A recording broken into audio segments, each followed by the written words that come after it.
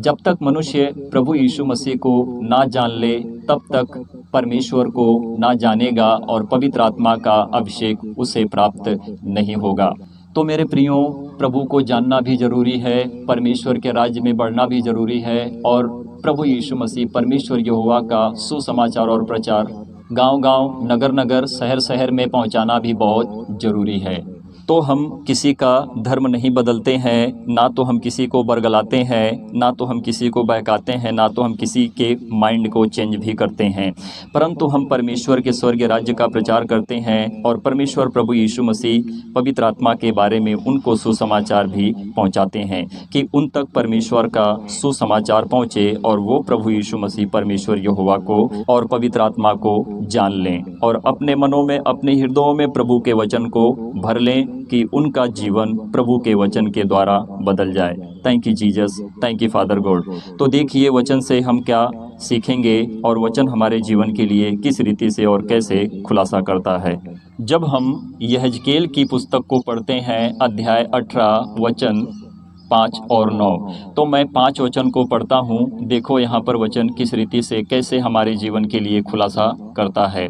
जो कोई धर्मी हो और न्याय और धर्म के काम करे, तो जो कोई धर्मी हो, धर्मी तो आज दुनिया में बहुत से लोग हैं, हर कोई ईश्वर को मान सम्मान देता है, परंतु जो कोई परमेश्वर के लिए धर्मी हो, तो जो कोई परमेश्वर का धर्मी है वो धर्म के काम नहीं करता, परंतु वो उसका धर्म इस रीति से हो, उसकी धार्मिकता इस रीति से हो कि परमेश्वर को सच्चाई से भाए और उसका उद्धार परमेश्वर के वचन से होता जाए और न्याय और धर्म के काम करे।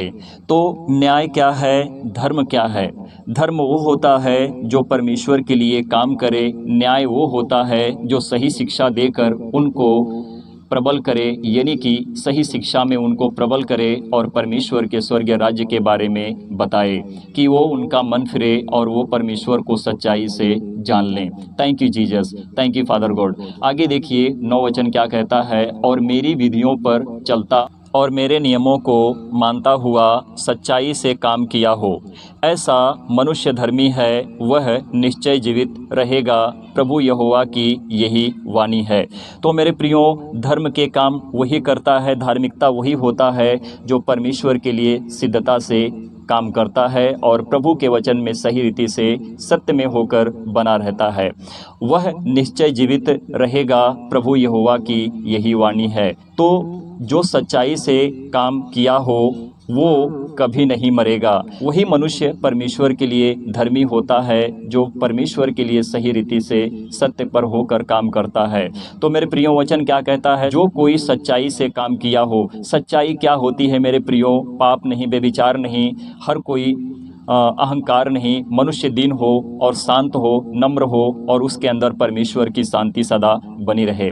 वही मनुष्य परमेश्वर के स्वर्गीय राज्य में प्रवेश करेगा और वो अनंत जीवन तक ना मरेगा और ना तो उसके लिए कोई मरण है, परंतु शरीर मरती है, शरीर जैसे बनी है उसी रीति से शरीर का मरना भी अवश्य है, परंतु परमेश्वर ने जो आत्मा दी है वो आत्मा परमेश्वर के पास चली जाती है कि जब प्रभु यीशु मसीह आएंगे तो उसको सही रीति से हमारे लिए जीवित करेंगे। यानी कि जो लोग मर गए हैं, सच्चाई पर चलते हुए मर चुके हैं, उनको परमेश्वर वापस जीवित करेंगे और जीते जी जो स्वर्ग में उठा लिए गए हैं उनको भी परमेश्वर उनका सही रीति से न्याय करेंगे।